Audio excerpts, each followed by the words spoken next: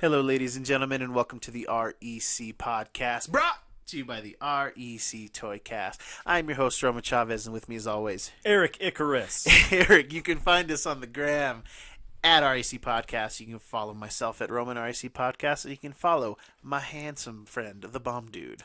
Gulag_J_Wielden. How are you doing, brother? I'm doing good, man. Dude, I'm feeling loose. Yeah. I'm feeling Yeah. loose. I do want to say thank you to everybody who listens to the show. Straight up. Please subscribe wherever it is that you're paying attention, and please check us out on YouTube. We have been doing some video. I'd love to get some feedback from you. It is an ever evolving thing, and we're gonna make it better every week. This that is we an can. organism. Yes, yeah. know? We're figuring out tons of stuff. I am self-taught in all of this stuff, and I could barely program a VCR in the 90s. So we'll see how it goes. But we are not above bribing you and your friends and the people you tell about the show. We will be giving away 4 special books. At 250 followers, we are going to give away a CGC graded Invincible Iron Man 7. This is the first appearance of Riri Williams in cameo. She's kind of like the new Iron Man, Ironheart.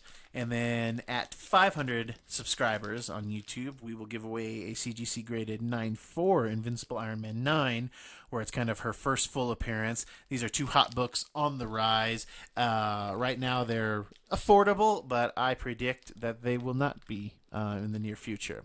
At 750 followers, this is a hot book right now. This is a Miles Morales Spider-Man 1, 1 in 25 Frank Cho variant. A lot of heat to this book right now. That's for 750 followers. And at 1,000, our goal, we have the big dog right now. An Ultimate Fallout 4, CGC graded at a 7.5. All of these books would benefit from a press and a clean. None of them have been pressed or cleaned, and I think that there's a lot of potential for them. These books, a lot of them are going for some good money right now, especially this Ultimate Fallout 4. So this is your chance to get a hot book for free just by subscribing. Pushing a button. We'll randomly give them out to our subscribers, and hopefully we can get to that 1,000 subscriber mark sooner than later. So please tell your friends, share, and give us a follow on Instagram at REC Podcast, as well as we will be doing other giveaways in the near future there. Bigger and better. Yeah, Papa Roman's not done, guys. He's not done. And I've got some heat for you. Okay, but come play along, comment, subscribe, like, all of that jazz. Oh yeah, I like jazz. Back to how are you, man? How are you feeling? What's good. going on? I'm just chilling, man. I wish I had some pertinent news, but I don't. I just like being here, man. Where do you keep getting these sunglasses from? It's a secret trait of the Bomb, dude. Okay, you have to have at least 2 or 3 pair on you. Yeah. At times. Okay. Yeah. Always. You're always strapped. Very true. And I mean, our future's just looking so bright. Oh yeah. I got to, man. I hear you. I would, but I need these spectacles. But well, you got to guide the ship. Yeah. There you go. You know I gotta see where I'm going. Yeah, you got to guide this. Yeah. Which you do miraculously. I don't know how you do it, but you do. This Eric Hurricane. How does one contain the Eric Hurricane? Dude, we've got some interesting and super fun news to talk about. What's up? So apparently, oh my God, I'm so excited. Yeah. And you're gonna get me. You're gonna get me, DC. Apparently, Michael Keaton has signed on for multiple appearances as Bruce Wayne. What? In the DC Extended Universe, starting apparently in The Flash. If I could drop this mic, I would do so. What do you think about that? I'm speechless. What do you think? I don't know where they're gonna go. Where could I'm trying to wrap my head around it. Where would they go with this, man? Guys, one of the best parts about the show is that while Eric is, he's adorable, and if I could rub his head, I would. he doesn't actually he passing by pays attention to the news, And I'm not even like great at it. A friend of the show, Big Tuna, like if he didn't text me and if my wife didn't send me Twitter things, like I would know less. So this is a whole network in the REC world. Oh yeah, I just want to we got a research team. shout out to my lovely wife. Shout out to the Your Tuna. lovely Jordan. Yeah, my lovely Tuna. But yeah, Eric. So a lot of times Eric's finding out right right with now. you. So, and I love that. I love seeing that in his eyes. Yeah, because I'm like, ooh. The wonder. So, okay, you guys know I'm not a big fan of Tim Burton Batman films, but I love Michael Keaton. Oh yeah, dude's awesome. Even with terrible hair, he was a great. I really liked his Bruce Wayne, and I liked his Batman. Okay, I mean, didn't hate his come on, Batman. '89 Batman. I mean, the look was there. The look voice was there. It was kind of the start of you can do a darker superhero there you movie. go. So, Yeah, so totally. I'm not saying it's not without merit. You guys know how I feel about the Joker. It's fine, whatever. But Dancing with the Devil in the Pale Moonlight is my least favorite thing, maybe ever. Ever? Maybe ever. Yeah. It is pretty dumb. I'm not gonna lie. It's stupid. I just don't care for it. And So what does it even mean? And him killing the Waynes. It just drives me nuts. I mean, but that's back when they had to have the villain have a real tie to like this, a real hero, tie. Yeah. Yeah, but see, well, and so it was justified in him killing the Joker. I guess that's the character's evolved in a way where it's like, oh, it's great that it's basically random. Which I think all of us are loving. Makes way more sense. Yeah, right. But yes, so what I mean, dude, what do you think? Where can we go with this? Like, I mean, there's so many directions. Flashpoint. Okay, so if it is Flashpoint, He's Thomas Wayne. I don't want him to be Thomas Wayne. You don't. I Okay. I want him to be Bruce Wayne. Okay. So I think we obviously go Batman Beyond, right? Oof. Batman Beyond is going to be oh god, like DC. Because you can't get anything right, like standard, maybe you just need to go extreme. Yeah, that's right. And We've been saying this for so long. Oh God, just go off the deep end. I love Terry McGinnis. Yes. Shout out to @Batcave Comics on Instagram. We love Terry McGinnis. We love the Batman Beyond universe. Oh yeah. I'm speaking for somebody I've actually never met in real life, but dude posts a lot about it. But I love Batman Beyond. It's such an interesting concept, and like I said, you're not. I just don't know that DC's ever going to catch up to the MCU. So let's just do different stuff. Yes. It's been a long time. Be different. Dude, it's been a long time since we've had a V for Vendetta, a Watchmen, a From Hell. It's been so long. Like, let's stir it up again. Let's do something different. But man, Batman Beyond. I mean, oh. Yeah, you just do your... Again, we always talk about Elseworld stuff. Yeah, like, let's just do the Elseworld stuff. needs to be DC's niche. Is they need to just... Let's do Red Sun. And I'm not saying let's do Flashpoint. I'm not saying give up on the regular DC stuff, but let's just do some other things. Maybe it's a little confusing, but I think that you get people interested. Yeah. I think that you get them involved. You get them in comic book stores, which is ultimately what we want. It's the goal. It's the goal. I think that it's a byproduct that I don't even know that the industry was certain was going to happen. Yes, it translates into merchandise, but when it's you're right. I don't consider comic books merchandise. No. At the end of the day, they're books. Yes. They're it's literature. It is. And I think it's far more accepted in that form now. Big time. But absolutely. it is a fortunate byproduct of the films. I mean, I can't tell you, when I was working at a comic book store, I mean, how many people are like, "Hey, I watched Iron Man 2. I like, with hell, I'll just say it with the times, having like a black guy come in and being like, yo, I want to know more about War Machine. Right, Rhodey. Yeah, like what's his deal? So it's it's cool. It's bringing in such a more diverse crowd into the scene, which is awesome, because you go about 15 years and honestly, it really was a stereotypical overweight white guy buying comic books. Yes. Oh yeah. That's what it was. Yeah. Like that's the classic. That's the OG, and mad respect for the OG. Oh yeah, big time. Yeah, no hate here, but I'm just glad it's diversified. OG heavy pale, like,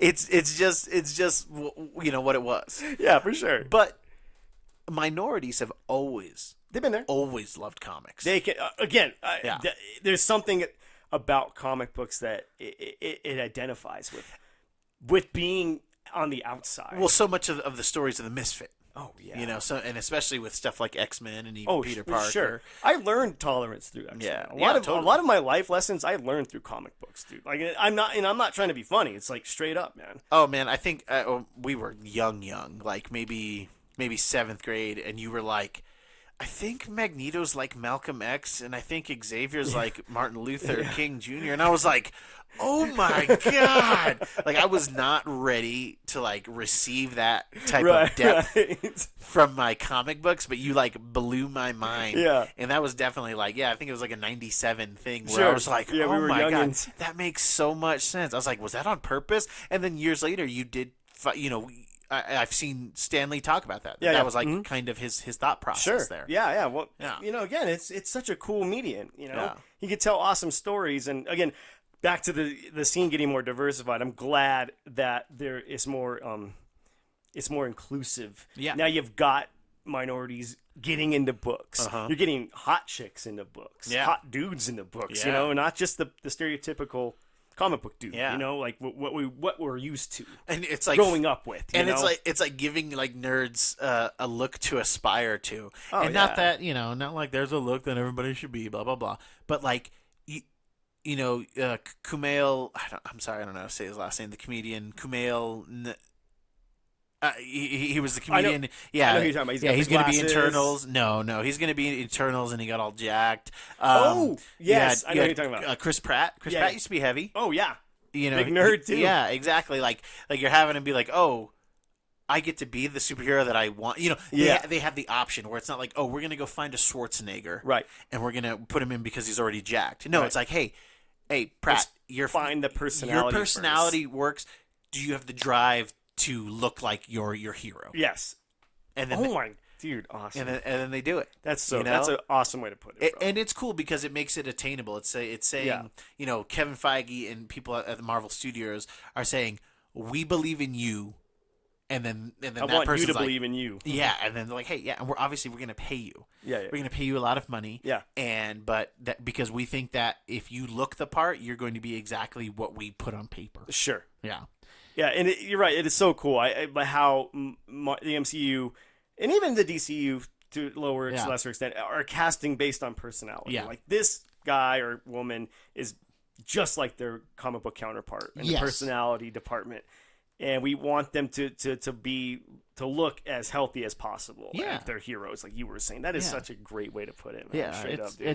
it's interesting and it's always fun, and I love, and that's like the thing that I think that not every actor is getting, but the actors who are portraying the parts, they're saying, it's transformation. Yeah, it's not just like putting on the rubber suit, right? It's not putting the rubber on muscles, the bat nipples. It's putting effort into the character. Yeah, totally. Like we've talked about Hugh Jackman, where he was like, "Hey, if we're gonna do shirtless scenes, I'm gonna dehydrate myself for 24 hours because I want this to look." Insane. I want to look like Logan. Yeah, when I take off my shirt, like you're gonna remember me in the Wolverine. Like no matter how bad that movie is. Oh yeah, dude. Hugh wasn't the problem. Dude, I would watch that movie on mute. Oh yeah, because Hugh Jackman is just slinging it. He is James Howlett. Dude, I'm it's sorry. crazy. Yeah. He's more James Howlett than he is Logan. Oh yeah, big time. Yeah, big time. And it's interesting. He's more of a grown up. Like I think there's something there we should talk about down the road. Oh, for sure. I should write that stuff down, but it'll come. You can watch it on YouTube. Listen on the podcast. But there you go. Again, back to Keaton, man. I mean, I'm just so excited to see where they're gonna go with this, dude. I'm gonna lose it. I'm sorry. I want to put. I'm sorry, guys. It's the MCU is like the hot sister. Yes. Like the pretty sister, and then the DCEU is like the not like. Because literally, we were talking about Michael Keaton in the DC. Paint on her overalls. Yeah. Because the DCEU, we were literally we were talking about Michael Keaton, and then we just went on a long MCU rant. Oh yeah, I don't know. It's. I even forgot about it. So thank you, Michael Keaton. My friend Haley told me that me and you are Marvel stans. Oh my God, we are Marvel stans in the worst. I was dying when she said that. I was losing it, dude. But I mean, where do you think they're gonna go with that, dude? So you want Batman Beyond? I want Batman Beyond. That's what I want. Just because I mean, it's so raw. Right. It's so moldable. Like you can literally do anything because they didn't do anything exceedingly well except have old Bruce Wayne be, yes, this is what I hope happens to Bruce to an extent. Sure. But Terry's interesting. His and I kind of don't want that I don't know if you ever saw that Justice League Unlimited episode. Yeah, where they where explained his origin. I don't like that I don't like that at all. I don't like the don't want DNA that. I making don't want him that. being a genetic clone to an extent. And it was kind of messed up. Waller's all like, yeah, you didn't get his brain. Yeah. But Oh. you got his heart. Yeah. Come on now. That's not nice. Yeah. Like that's not how I feel, man. and then you killed my dad, maybe. Yeah, like it would just be a cool thing because you can do a lot of familiar stuff, but have it be more updated. Yes. You know, and you can really I think you can get the people the socialists with it too, because it's so anti-capitalism. Oh, it is. So I think that you can really, I think that you can really cast a wide net. Sure. Yeah. And I'm just thinking about the potential of how they could shoot this. I mean, it could be so amazing. It could be Blade Runner-ish with the neon and it could look so cool, man. I'm over the moon. Yeah. I'm so excited for this. I don't know. I mean, I'd be okay with them doing a Thomas Wayne. I'd be okay with that. I want the Flashpoint. I wish they would fix their timeline and just clean it up with Flashpoint. You know, he does maybe. If you're gonna do it, and if we're flirting with Snyder cuts and all of this crap, then we need to have. Let's just have. Oh my gosh, Negan. Jeffrey Dean. Jeffrey Dean Morgan. Jeffrey Dean. Yeah. Let's just have him do it. Let's do the Brian Azzarello Night of Vengeance storyline where we have Thomas Wayne as the Batman, and we find out who the Joker is. And I'm sure I've spoiled it on this show before, and I'm really not going to try not to spoil it now. If you've not read Flashpoint Batman Night of Vengeance, it's only 3, maybe 4 issues. It's so good. It's a fantastic story by Brian Azzarello, and I can't remember who does the art, but it's fantastic. So good. Just read it. It's so good. But I think that Jeffrey Dean Morgan, if we could just get him in the bat suit, he'd be perfect. Holy crap! He would take my money. Yeah. For sure, you got it. Yeah, I said it's. Even though I hate on the DC, I want them to succeed. I think that's where people get it wrong. Like, we're trashing them because we hate it. No, we're probably more disappointed. Yeah, because I'm not mad. I'm just disappointed. Yeah, which is worse. Because we want two universes to go to. We want to. Like, we go here to escape, then we get to go here to escape the next week. And then I feel like I'm wrong and I'm taking crazy pills because I don't like the Joker. You know, like this thing that they won an Oscar for. Like, I just don't care for it. I don't care for it. It's not for me. Yeah, I mean, we have talked about it, and again, I am a fan of the movie. Yeah. Because I like the aesthetic, and I am a fan of Taxi Driver and Martin Scorsese. Sure.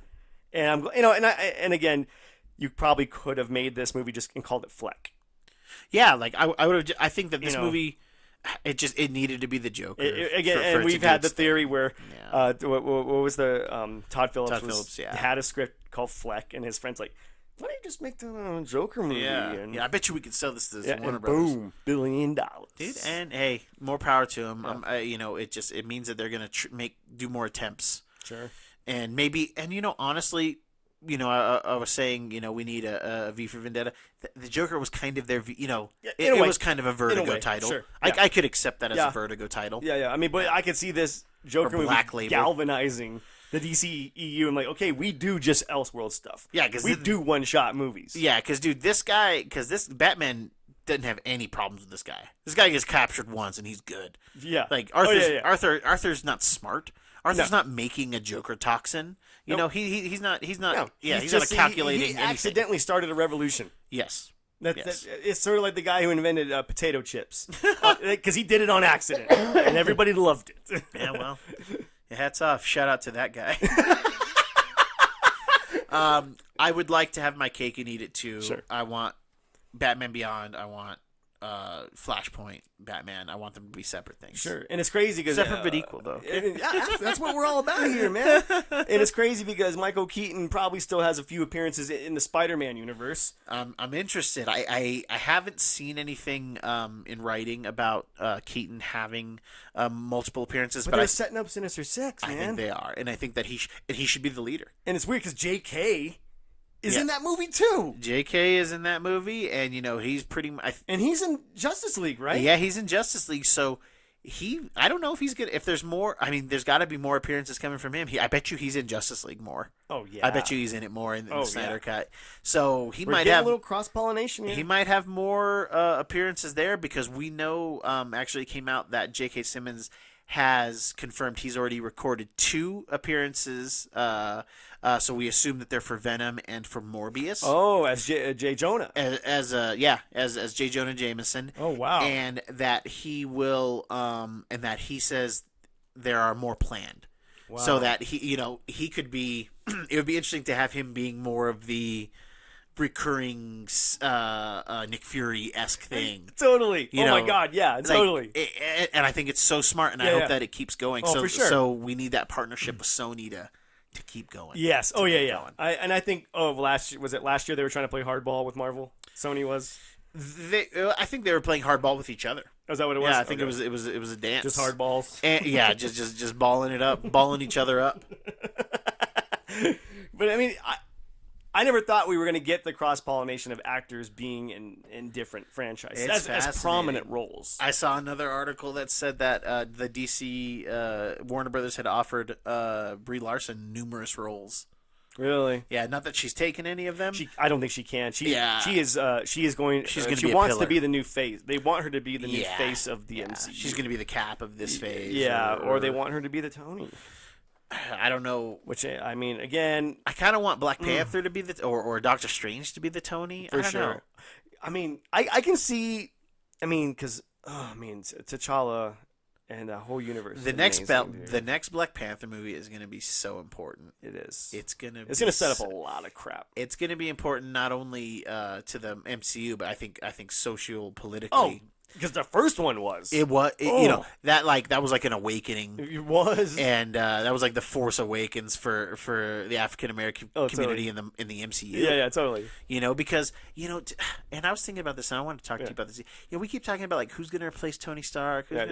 Why not War Machine? Yeah, why not Rhodey? Why not? God, I would watch a War Machine movie. Yeah, I would watch more. I want Rhodey hunting down Stark tech. Oh man, I want somebody to have kind of made it out of there with some, because obviously we already saw that Vulture did it in Spider-Man. Vulture, no, and then in Far From Home, Mysterio. Yeah, Mysterio did it. All those guys, like I would like Rhodey looking into that stuff, like those guys who are still left from Mysterio's crew. Him looking at that, I would watch that. Yeah. I would watch that on Disney Plus, but I'd like to see it on the big screen. Yeah. Because in the comics, didn't Rhodey take over as Iron Man for a while? He did. Yes. Okay. Yeah, like when Tony was on Demon in Bottle, Demon in Bottle stuff. Being super drunk and super partying and super opioids. I would imagine. Yeah, dude. So like, I can see Rhodey being, taking it personally that somebody manipulated his Tony's kind of surrogate son. Sure. And then he's kind of smearing his boy's name. Yeah. So go and find that tech. Like I'd watch that. Oh yeah. I'd watch that in a heartbeat. You know how many cool villains we could get in there? Or do the team up. Do the War Machine's Spider-Man team up. Yeah. Why not? Dude. War Machine, Spider-Man, and Happy. They're investigating. Oh man. They're investigating. I'd be so on that. Yes. Dude. Yes. Oh, so take my money. Yeah. Take my money. Take my money. Marvel, if you're listening. Yeah. I'm your boy. Yeah, hire my boy over here. Please. Oh my God. I would leave Eric in an instant. Mm-hmm. I'd bring you with me. You'd have to. You're my muse, dude. Yeah. You're my muse, Not only my Jason muse, but my artistic muse. Okay? I appreciate that. Yeah. It's good to be wanted. It's layered. There's layers to this game. To that. We had a Mother's Day show. We did. Well, it's good. It's funny. We dedicated our the Big Tuna again, coming out doing the damn thing, and dads don't always get their due, and here they're not going to get their due again. I'm a dad, but we're not going to dedicate a whole episode to dads. Yeah, dads, you're cool. I'm a dad, but nobody's mama. Okay, nobody replaces mama. Never. But we are still going to give you a piece. Yeah, we're going to give you a piece. Okay, we didn't have a guest on. Nope. Okay, we're not bringing out the tuna for this. No. Okay, That's show tuna. Okay? Yeah, for sure. Yeah, we don't bring tuna out unless it's for show. Exactly. All right? I'm sure Jordan loves this. Oh yeah, I'm sure. Like I'm literally like a piece of meat, but not beef, not prime rib. He has moderately priced tuna. And he has made it clear he hates tuna. Oh yes. So yeah, I mean, we'll give you a quick little addendum here for the Fajas. Yeah. Eric, give me who's your favorite TV father? Okay, I ran down a list, and I could have went with a few that everyone would probably be like, oh, okay, yeah, I'd see that. Your who's the dad from Supernatural? We just thought Jeffrey Dean Morgan. Yeah, Jeffrey Dean Morgan. Yeah, I don't know what his name was though. Oh, Mr. Winchester. Yeah, it was John Winchester. John Winchester. I mean, even though arguably you could argue that he's a bad father. Yeah, too, yeah. But anyway, I'm gonna go with Ravel Coro from True Detective season 2.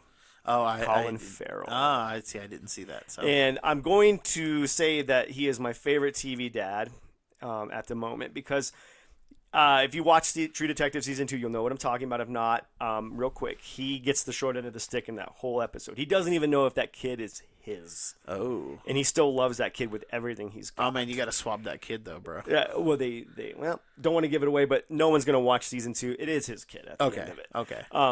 But he goes to great lengths to try and give this kid love, and the kid's mom is just in the kid's ear like, your dad's a bad person. He's a dirty cop, But there's a scene in there where I think I'm not a father. I'm the cool uncle. But I kind of vicariously know what it's like to be a dad. So if one of my friends' your kids, dad adjacent. Yeah, there you go. And there's a scene in there where Colin Farrell's kid gets bullied. He gets his shoes taken away by this kid named Aspen. And Aspen's a tough guy. Yeah, he's a cop, so he finds out where the kid lives and goes to the house, brings the kid and the dad out, pulls out some knuckle dusters, and smashes the dad in the face. Oh God! And the kid tries to run out. And he's like, "You're gonna run out on your dad? He's doing this for you!" And just is laying into him. Oh my and gosh. he's like, "If I find out you bully anybody in that school again," he's like, and he says something really awful. I'm not going to repeat it because I can't, or we'll get demonetized. Yeah. But it's something that all fathers I think would want to do. You can't beat the kid up. Yeah. So why not beat what spawned him? Yeah. Yeah. I mean, just because that his kid does get bullied a lot. Sure. So I think he just I think it's something every parent would want to do. Yeah. You'd want to go face to face with that kid's parent. Doesn't his son not even kind of look Not- like it? not Is he even like a heavy remotely. redheaded Yep. kid or something? Yeah. But they're Irish. I guess. Yeah. I mean, what's his face? Conan O'Brien had a joke about it where he had Colin Farrell on the show. he's like, that's not your kid. Yeah, and he was just saying that he's like, look, we both have Irish descent. He's like, you have that dark brogue look, and then Colin Farrell looks at the camera and just gives this great Colin Farrell sexy look, and then Conan's like, oh man, but he's like, and I look like a leprechaun. And apparently, Conan's the youngest of 7 or 9 Yeah, kids. he's also Dennis Leary's cousin. Oh, that's so How weird. crazy is Well, that? Boston, you Yeah, know? yeah. All Irish. Or he's the 7th of 9 kids. Yeah, he's got a big But family. he's the only redhead. Oh, see? In That's what I'm and then in immediate family or anything, he said that he has a distant aunt who had red hair. Right. So he's an anomaly Yeah. within his family. It's so weird. But okay, so that's your favorite TV Yeah, just dad. because of the lengths he'll go to protect his son. Wow. And even though the son is rejecting his love, he still doesn't give up. He still wants to spend time with his kid. Yeah. And just not giving up on your kid, man. It's beautiful. Do you have an honorable mention? For a TV Yeah, Faja, for a TV Faja. Al Bundy. Nice. I that. Again, you could argue the other way on this. Yeah. Same with the my first choice, but come on, the king of insults, man. Yeah. And we'll always do the right thing for his family at the end of the day. Yeah. You know what I mean? Yeah, he can insult them. You cannot. Exactly. You cannot insult them. No, I like that. I was up in the air. I didn't actually have a TV father picked, but I figured it out while you were talking. Yeah. And it's totally good crossover. It's totally on brand. Jonathan Kent from Smallville. Hey, really? That is my favorite TV dad. Really? Yes. And because I think that Smallville is the quintessential Superman origin. Oh, sure. It is the one that I abide to the most because it's the most interesting. It's the most developed. Oh, yeah. They spent a lot of time doing stuff. Even though I'd say about 70% of it is an A. Sure. And the rest of it is just interesting. Yeah. But they did a lot of cool stuff. And Jonathan Kent, they really fleshed out. Just shout out to the Kents in general. Like anytime Clark had an issue and he brought it to his parents, they figured it out. Yeah. Like they worked it out. Like Yes. when he gets his heat vision, Yeah. Jonathan sets up a bunch of scarecrows for him to like practice on. Right. Like they just work on it. Yeah. And it was really cool to see, but it was so on brand. It made so much sense that of course Superman's parents are super supportive. Oh, yeah. and super like helpful. You have to be Yeah. to be the Blue Boy Scout at this point, Like, I think that it is instilling morals into this. Yes. God, essentially. Yes, like like their wherewithal to like do what like if they didn't do it right. Yeah. Oh my God! Like this guy, The world would be over. Yeah, it would be done. And again, I think it wasn't. The beautiful thing is they didn't treat him like a god. No. Like they got mad at him when Yeah. they needed to get mad Yeah, at him. yeah, they he weren't had- afraid of him. He had chores. Yeah, exactly. And I like that. How are you going to give Jesus chores? Exactly. But as we know, he had chores too. Okay, he had stuff to do. He had places to walk, people to heal, wine to make. Yeah, get water to walk on. One of my favorite jokes is when we were watching Smallville. Do you remember this? And there was I don't remember what episode it is, and apparently the actor that plays him, he was on Dukes of Hazzard, right? Yeah. I don't know his name, but anyway, I guess in that same episode, like he had like his normal hair, and then like 30 minutes in the episode, he had like the new hairdo basically. And then he has a line in the movie. He's like, "Sometimes I don't know who I am," and then you go, "Yeah, am I regular Jonathan or frosted Jonathan?" He had like frosted tips. Yeah, that was so ridiculous. It says Jonathan or unfrosted Jonathan. Yeah, that he was at a crisis. He was at a crisis. Dying, dude. That was like my favorite line. I want to give a honorable mention to Giles from Buffy the Vampire Slayer. Very father figure. Surrogate father figure. Sure. And was definitely like, molded a young lady and helped her become a slayer. Yeah. Of men and vampires. beast. I'm terrified of her, man. She kills vampires. Yeah, man. Yeah, and loves them occasionally. So I do like her. More times than she should. That's a very point. That's a very good point. If we're getting technical here, Yeah. this is kind of, you're not a vampire layer, okay? Whoa, hey. Yeah, hey, whoa. What about a TV dad? No, movie dad. Oh, I'm sorry, a movie dad. What about a movie dad? I'm going to have to go with Robin Williams from Miss Doubtfire. Oh, okay. Again, I like going to ridiculous lengths for your children, no matter what. Going to cross-dressing lengths, Big time. handling your own mental illnesses to help you to Exactly. see and help your children. I like that. Yeah. I mean, Yeah. I mean, it's funny because it was realistic in the fact. I love how they didn't get back together in the end. Yes. I love the realism there. Well, because like she left Robin Williams and then was with Pierce Brosnan. Yeah, come on now. Come on now. Yeah. James Bond or Mork? This isn't even a question. How my dough flows, all right?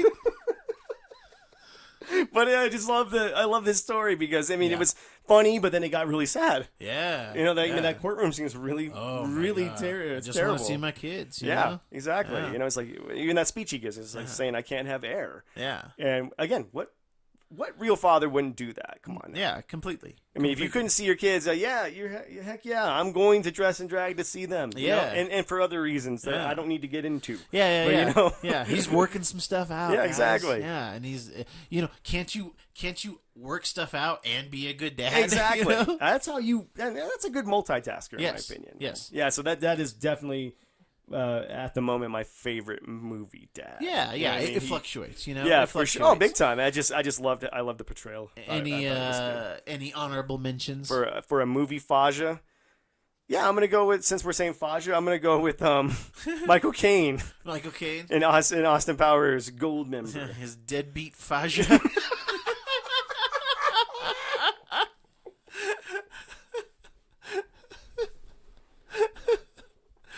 Yeah, Michael for Caine. AJ, by the way. Yeah. The shout out, AJ. You know what's up.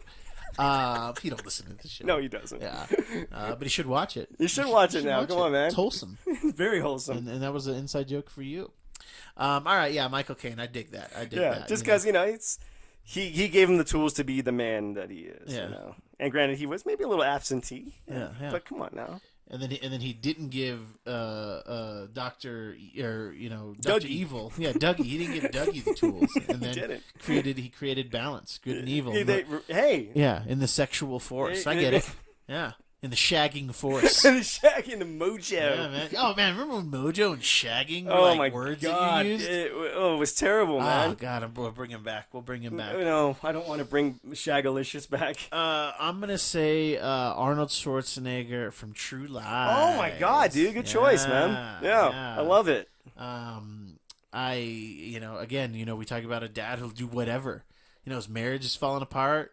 He did everything he had to do to get his wife back. Yeah. And then when his daughter was taken by the Crimson Jihad, by terrorists. Couldn't make that movie these today. Yeah, man. No Oh way. yeah. No way. Yeah, but he took a jet Yeah. to go save his daughter. Yeah. That's impressive. That's impressive. Again, cool father role. Yeah. And I think it's cool how we meet these characters in the middle of them being absentee. Yeah. And then they find the way to be more prevalent in their family's life. So Yeah. and I think we all make mistakes. Especially Arnold. Yeah, man. He makes a lot of mistakes. Yeah, being man. a father to But he Again, he makes he a lot made of up kids. for it. Yeah, he did, man. He's just like, hey, you know what? You are my kid. Yeah, you are, and you And let's should go lift work weights. out. Yeah, We're gonna go work out. We're gonna work through the pain. We're gonna lift through the pain. Exactly. All right. Exactly. And I think my shout out dad, man. I think there's a theme with all of our dads, but Yeah. my shout out dad will be Scott Calvin, Tom Arnold, or what's his name from the Santa Claus? Oh yeah. Uh-huh. Tim Allen. Tim Allen. Yeah. Tim Allen from the Santa Claus. Good dad. Very good Good dad. dad. Man, I did time with that guy. Oh yeah, did you? He's no Santa Claus. Oh my gosh. Well, I'm sure he knows where the snow goes. Hey kids, that is our show for today. If you like what we're doing, please hit that subscribe button, especially on YouTube. It really helps out the show. Give us a like, leave us a comment. If you like the show, cool. If you don't, talk to us about it. Let's work it out together, okay? Eric, do you have any final thoughts for us today? No. Just I love you, Dad. Yeah. Oh yeah. Love my pop, little Roman the Third. All right. Yeah, that's right. Yeah. Yeah. Dennis Daedalus. Yeah. Love you. Yeah. Dennis Delicious. Ooh, there we go. That's what I heard. He does have a rockin' mustache. He does. Yeah. It looks. There's always one mustache in a generation. Yeah. It's Is each it? generation a mustache is born. I think I want to watch True Lies. That's God, I right. love that movie. Oh my good god, movie. it's so good. Kids, I have been your host, Roman Chavez, I'm still Eric Icarus. and we will catch you on the next podcast.